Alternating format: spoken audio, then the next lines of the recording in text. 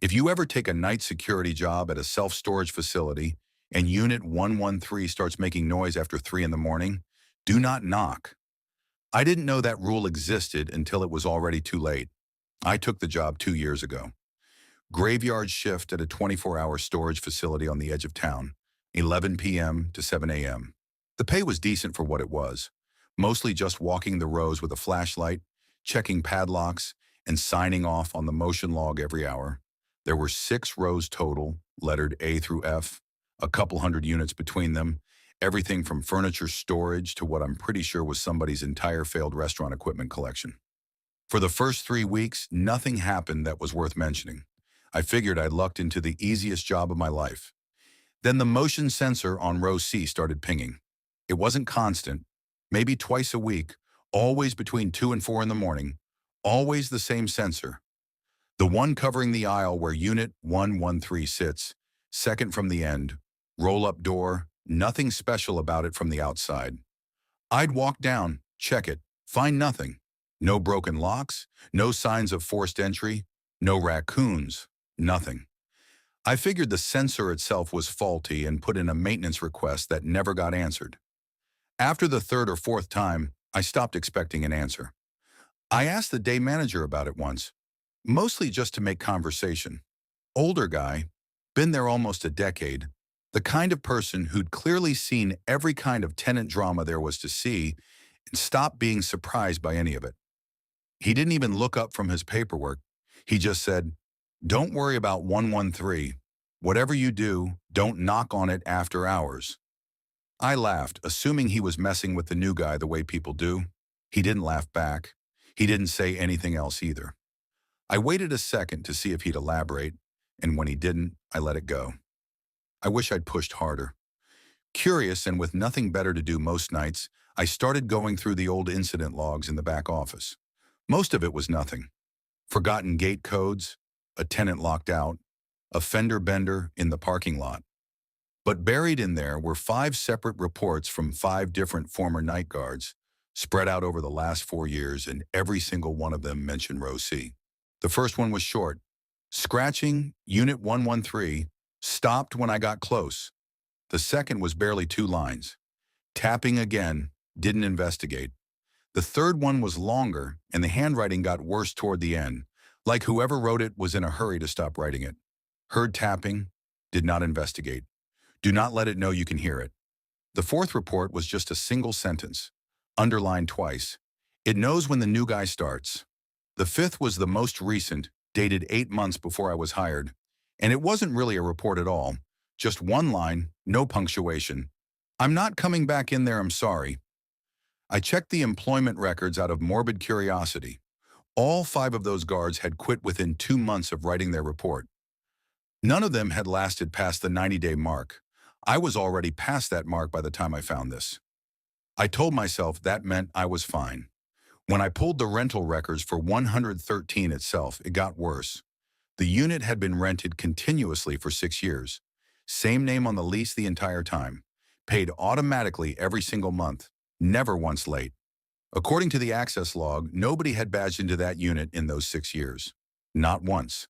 Whoever rented it had paid for 72 months of storage and never come back to get anything out of it. I ran the name on the lease through every search I could think of on my phone during a break. Nothing. No social media, no public records, no address history. Either it was a very common name attached to someone who simply didn't exist online, or it wasn't a real name at all. The phone number on file had been disconnected for years. I also did some digging into the facility itself, mostly out of boredom during the slow hours. The storage facility had been built about 15 years ago, but it wasn't the first thing on that lot. Before that, according to a local newspaper archive I found through the library's free database, the property had been a furniture warehouse that burned down in a fire nobody ever fully explained. The article was short, more about insurance disputes than anything else, but one line stuck with me. Investigators noted that the fire seemed to have started from inside a single storage room near the back of the building, with no clear ignition source ever identified. The article didn't say which room. I didn't need it to. A few weeks later, I ran into one of the long-term tenants during a shift overlap. A woman who kept her late husband's woodworking tools in Unit 109, just 2 doors down from 113. She was there during the day, which meant our paths almost never crossed, but that afternoon I was covering for someone, and she struck up a conversation while she dug through a box. I don't know what made me ask her about it, but I did. I asked if she'd ever noticed anything strange around that end of the row. She got quiet for a second, the kind of quiet that told me she knew exactly what I meant before I'd finished the sentence. She said that sometimes, when she came in early, the air around that end of the aisle felt colder than it should, even in summer. She said she'd stopped going down there alone a long time ago, and that she always meant to ask the front office about it, and always talked herself out of it by the time she got to the counter. Then she packed up her tools faster than she needed to and left without saying goodbye. After that, I started noticing it myself. There's a stretch of maybe 15 feet right in front of 113 that's colder than the rest of the row, every single night, regardless of the season. I checked the vents. There aren't any vents on that side of the building. I checked for drafts, gaps in the roofing, anything that could explain it. There was nothing.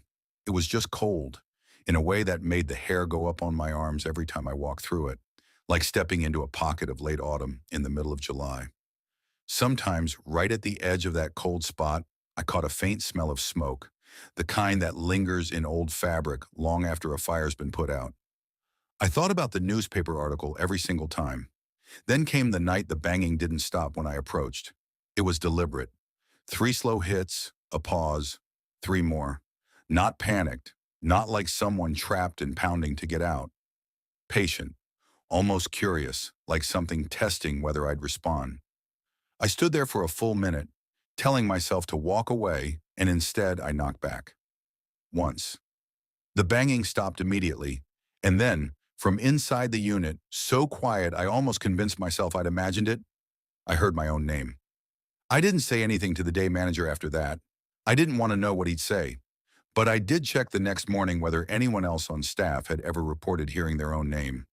I found it in 2 of the 5 old reports, both times added almost as an afterthought at the very bottom of the page, like the guard hadn't meant to write it down and couldn't stop themselves. Neither of them explained how. Neither of them needed to. I understood completely.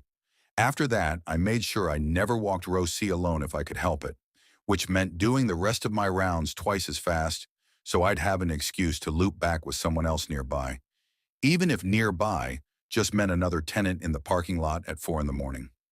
I started parking closer to the front gate instead of near the break room, just so the walk to my car at the end of a shift was shorter. 2 nights before I quit, I finally cornered the day manager at shift change and asked him directly what he knew about Unit 113. For a long moment, I didn't think he was going to answer at all. Then he said that he'd worked there when it first opened, 15 years ago, and that 113 had been rented out within the first month by someone he only ever spoke to once, over the phone, to confirm the lease. He said the man's voice on that call didn't sound right. Not an accent, not a speech impediment, just wrong, like it was being produced by something that had only recently learned how voices were supposed to work. He said after that single phone call, he never spoke to the renter again. The payments just kept coming, automatically, every month, like clockwork, for 15 years. He told me that 3 guards before the ones I'd read about had quit too, before anyone bothered writing reports. Then he told me to lock up early and go home, and he didn't say another word about it. About 3 weeks before I quit, the door alarm for 113 went off in full. Not the quiet motion sensor ping I was used to, but the actual loud klaxon that's supposed to mean someone's breaking in. I was 2 rows over at the time, and protocol meant I had to respond immediately, no waiting for backup. When I got there, the roll-up door was most of the way up, maybe 3 feet, and for half a second, before I got my flashlight up to actually look, I saw movement low to the ground inside, retreating back into the dark like something startled by the light. I want to say it looked like a person crouching. I'm not sure that's actually what I saw, or just what my brain needed it to be so it would make sense. I didn't go closer to find out. I hit the panic button on my radio and backed away until building security arrived 12 minutes later. By the time they got there, the door was shut and locked, and every sensor in the system showed it had never opened at all. In my last week, While doing a routine pass, I caught a glimpse through a half-inch gap at the bottom of the door I hadn't noticed before, just enough to angle my flashlight in for half a second.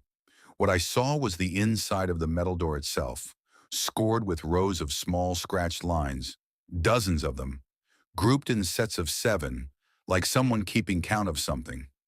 I didn't stay long enough to count all of them. I didn't want to know what number they were on, or what they were counting toward. The last night I worked there, the motion sensor pinged at 2:58 a.m., same as always. I almost didn't go. Almost. But the rules said I had to log it, so I walked down row C with my flashlight shaking more than I wanted to admit. The roll-up door on Unit 113 was open 6 inches. Not broken, not forced. Lifted, the way you'd lift it yourself, from the inside. I didn't go in. I want to be very clear about that. I did not go in. I backed away, called it into dispatch, and waited in my car with the doors locked until the on-call manager showed up 40 minutes later. When we went back to check, the door was closed again. Locked. Untouched according to every sensor in the building. I quit 2 days later. Told them it was for a better paying job, which wasn't entirely a lie. It just wasn't the real reason. They hired someone new almost immediately to replace me, a guy a few years younger who seemed entirely unbothered when I tried, badly, to warn him without sounding insane. I told him to take the rules about row C seriously even if they sounded ridiculous. He laughed it off the same way I had. He lasted 17 days. I don't know why I checked. I just did. The way you check on a wound to see if it's healing, except it wasn't, and somehow knowing that made it worse instead of better. Here's the part I haven't told anyone. About once a month, usually around 3 in the morning, I get a call from a number that traces back to the extension I used to carry at that facility, an extension that was deactivated the same day I quit. A few months ago, out of habit more than anything, I looked up the facility online to see if it was still open. It is. There's a recent 1-star review from someone claiming to be a former night guard, posted less than a year ago. It doesn't name a unit number, it just says, word for word, don't let it know you can hear it. I recognized the phrase immediately. I'd read it myself in a binder in handwriting that wasn't mine, a long time before I ever wrote anything down myself. I've never answered that monthly call. I don't think I'm going to start. If anyone else has worked night security somewhere, they wish they hadn't, I want to hear about it in the comments. And if you want more stories like this one, you already know what time to come back.